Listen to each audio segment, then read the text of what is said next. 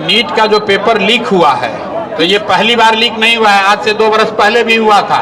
तब भी धर्मेंद्र प्रधान ही शिक्षा मंत्री थे।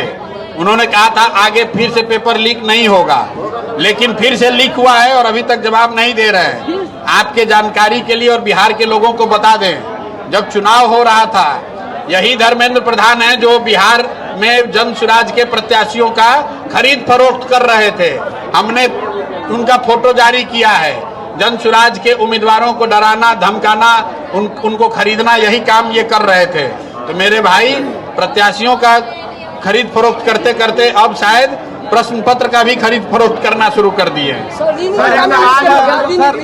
जो पटना में जो मामला है, होटल से लड़की को खींच कर ले जा रही थी सर, होटल से।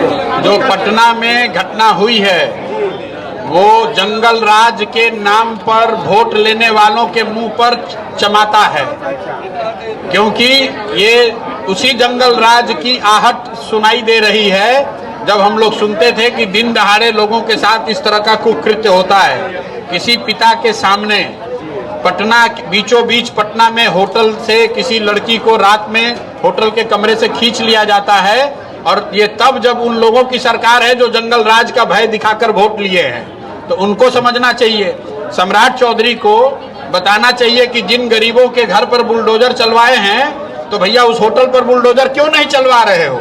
है हिम्मत तो उस होटल पर बुलडोजर चला के दिखाइए, तब समझ में आएगा कि कितना लॉ एंड ऑर्डर है।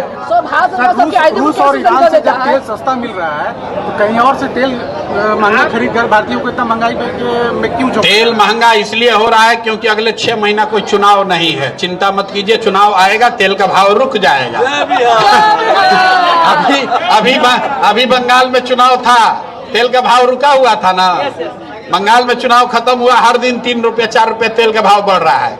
फिर चुनाव का इंतजार कीजिए, अरबा उसना चावल बटने लगेगा, तेल का दाम थम जाएगा। इंटरनेशनल भाव कुछ भी हो, देश में चुनाव है तो तेल का भाव नहीं बढ़ेगा।